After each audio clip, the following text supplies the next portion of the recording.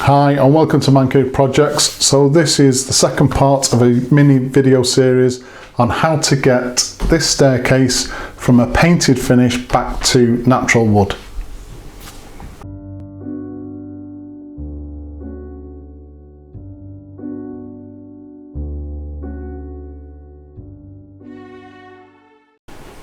So this is part 2 of this mini video series. If you haven't seen part 1, then click in the right hand corner of the screen now and that link will take you to that particular video.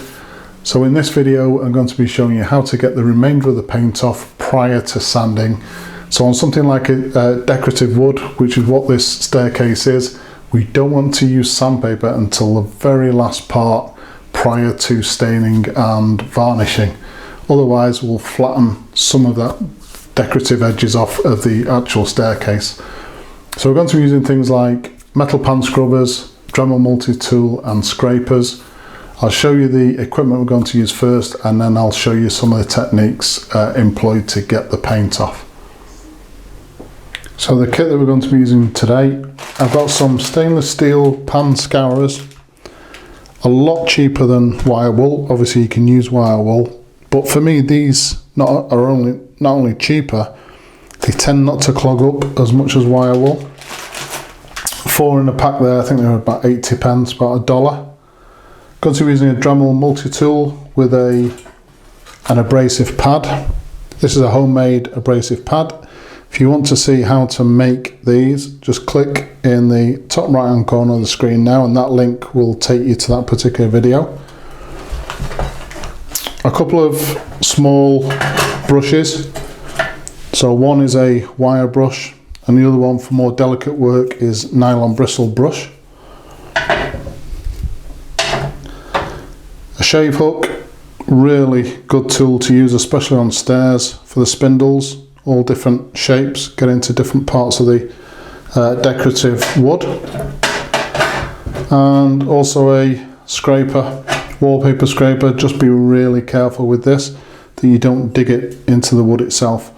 So the reason I'm not using a heat gun, for 2 reasons. One is there's an elderly relative in the house and the fumes off the melting paint just won't do them any good at all. And the second one is we are going for a light oak finish on this particular staircase, and no matter how good you are with a heat gun, you will tend to singe the top surface of the wood and make it a lot darker. So it actually involves a lot more sanding. So they're the 2 reasons why we're not using a heat gun.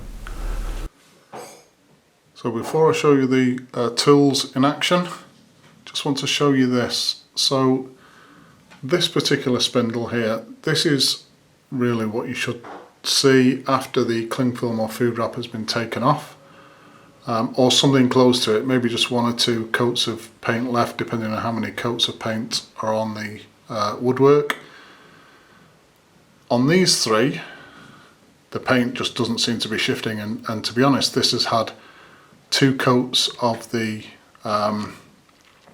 paint remover with cling film, and the reason for that is these 3 spindles have all been replaced at some point. They're a slightly different design to the rest, and there's literally only 2 or 3 coats of paint on these. But I suspect that the paint that's been used on these 3 is a paint called One Coat. Dulux make it and 1 or 2 other manufacturers. And I'm not sure what the technical term is, but it's almost like liquid plastic. And even the old style paint strippers really struggle with this One Coat. Now, if we didn't have the restrictions at the house that we have, I would definitely be tempted to use a heat gun on this part. Just be very careful with it.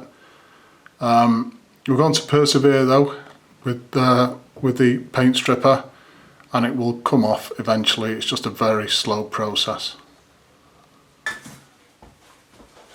So the first thing I'm going to use on this paint is our pan scrubber, stainless steel pan scrubber or wire wool if you're using that.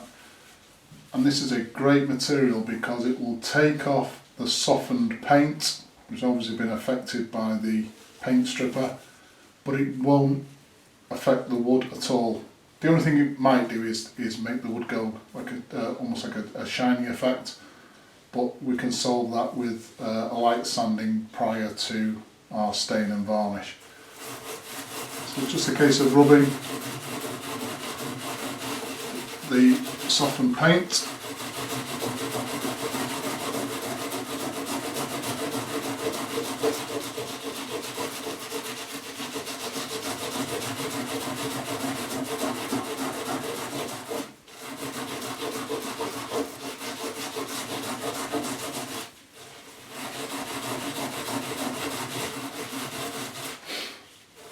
So as you can see, the paint comes off quite easily with something like a pan scrubber. Anything that's left there, you don't want to rub it too hard. We just put some more paint stripper on top, move on to the next bit, and then after an hour or so this will be nice and soft, and we should get a completely clean finish on that side.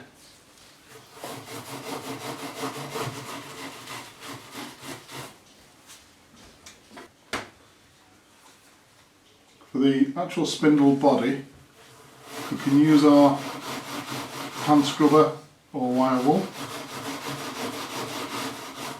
You can also use the shave hook. We have this profile here, and again 90 degrees to the wood with the grain, and that will also take off a lot of this paint.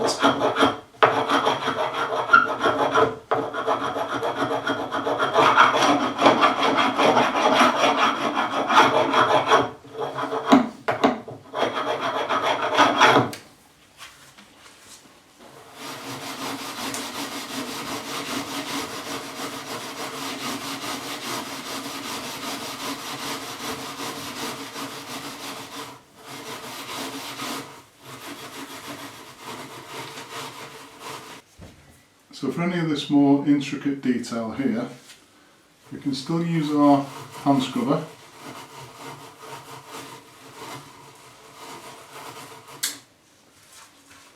We can also use the point of our hook in order to get right in.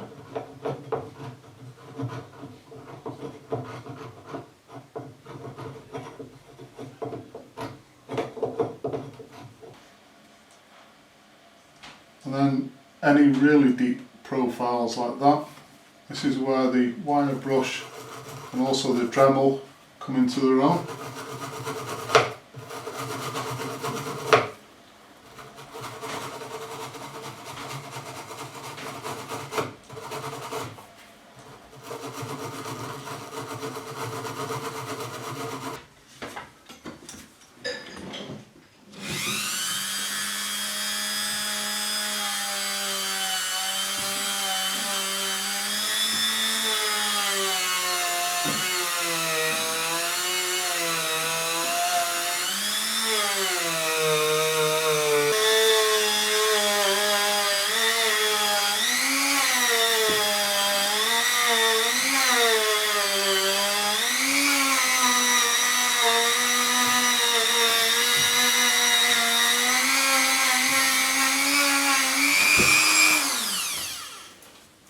So then the final stage, which will be in the next video, is just a light sanding. I'll be folding the sandpaper in half just to get right into that groove to remove the remainder of that paint. And then that's it done. So as we move up the staircase, getting as much paint off as possible before sanding. As I said before, sanding is the very last thing you should do on decorative woodwork prior to staining or varnishing. And with the methods I've just shown you, it should be quite easy to at least get to this stage, if not better. There's still a few patches on this that we need to work on before we start sanding. So in the next video, I'm going to show final sanding, staining and then varnishing for the final top coat. So there you go, we should be ready for sanding in the next video. Please subscribe to the channel, and as usual, if you've enjoyed this particular video, hit the like button. Thank you very much for watching.